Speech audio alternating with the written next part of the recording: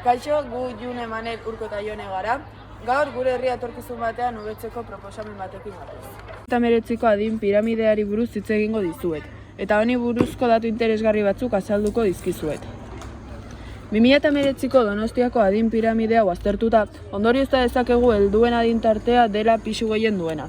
Pisu gutxien duen adin tartea aldiz aurrena da.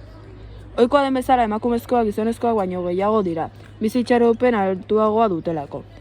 Herrialde honen demografiari dagokionez, piramide aurrerakorra da, baina atzerakorra bihurtzen bidean dago.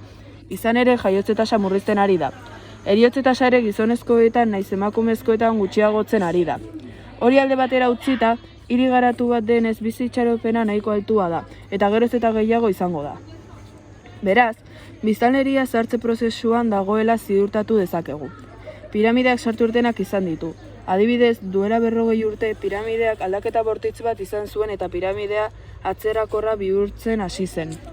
Ondorioz, alde batetik, dugun informazioari behatuz gero jaiotze tasa murrizten joango dela esango nuke, eta helduen eta zaharren taldeak pisu handiena hartuko du.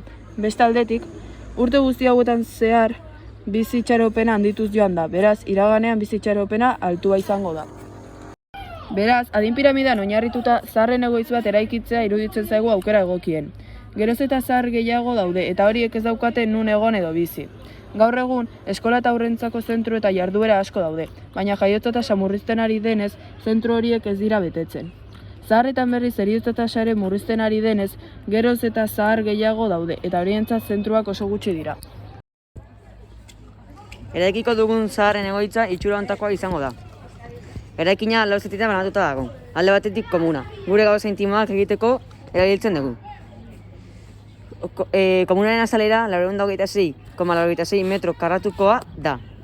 Komunaren barruan 2,5 metro karratuko azalera izango dituen armairu bat egongo da kokatuta. Bestaldetik logela bat egongo da. Lo egiteko eta lasai egoteko. Logela honen azalera 426,86 metro karratukoa izango da. Hau da, komuna bezala. Logelaren erdialdean alfombra bat egongo da. 427 metro karratukoa zehazki. Horretaz gain, egongela bat izango du eraikinak. Telebista ikusteko edo jolasteko erabili daiteke.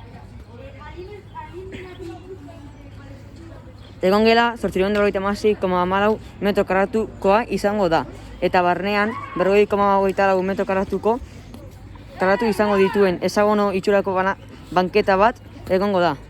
Azkenik, esfera erdiko formako terraza bat izango du, haizea eta eguzkia hartzeko edo aisialdirako. Terrazak 445,44 metro karratukoa izango da. Eta barnean 94,26 metroko koldo bat egongo da. Nire gaipatu izkizuen elementu ez gain nik beste elementu batzuk haien funtzio eta propietateak gaipatuko izkizuen. Lehenengo elementua lanpara da. Lanpara egongelan jarri dugu. Eta eremu bat argiztatzeko erabiltzen da. Lanpara material termiko eta optikarekin lotuko genuke. Izan ere berezko eroa eta argia ematen du elektrizitatearen bidez. Bombilla kristalezkoa edukitzen du, argia pasatzen uzteko. Gardenak edo zahar argiak izan daitezke, argia pasatzen uzten dutelako eta atzealdekoa normalean bereizi daitekelako. Bigarren elementua leihoa da, leihoa komunean jarri dugu. Eta aireatzeko erabiltzen da, baina hotz asko ez da egon behar bestela oztu gaitezkelako praka jestean.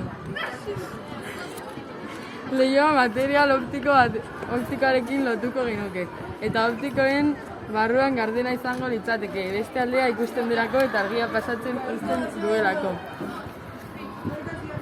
Hirugarren elementua kalefakzioa da, eta lo bero egiteko erabiltzen da, logelan jarri degulako. Beroa ematen duenez, propietate termiko eta elektrikoarekin lotuko genuke. Konvekzio sistema erabiltzen da. Izan ere, kalefakziotik ateratzen den beroa goraka joaten da, eta kanpoko temperatura hotzagoa denez beheraka joaten da. Horrela, zirkuitu termikoak sortzen dira, eta gela guztia berotzen da. Barrutik beroa garaiatzen duten tuberiak plastikozkoak dira, elektrizitatea kanpora pasatzen ez uzteko. Kanpotik berriz metalez daude eginak. Horrela, beroa garaiatzen da. Laugarren eta azken elementua barbakoa da. Barbakoa arratsaldean zera ezberdina egiteko aukera ematen digu, barbakoa bat prestatzeko. Probitate termikoari dagokionez barbakoa material termiko batekin lotuko genuke. Izan ere, barbakoak beroa garaiatu behar du janaria egin ahal izateko. Zehatz izan da kondukzio sistema erabiltzen da. Barbakoaren zati bat berotzean objektu guztira banatzen delako beroa. Objektu bat berotzen jartzen duzunean, bertako molekulak elkarte egiten dira, eta horrela transmititzen dute beroa haien artean. Azkenik, argudio testua aipatuko dizuet. Kale irekiak deitu duzuen, egitasmoaren baitan niri ere herria betzea gustatuko litzaidake. Eta horretarako, nire gelakideen elkarlanean egin dudan proposamen batekin etorkizuet. Nire proposamena zaharren egoitz bat erakitzea da. Uste dut asko lagundu ezakeela gure bizimoduan eta onura asko ekarriko dizkigutela.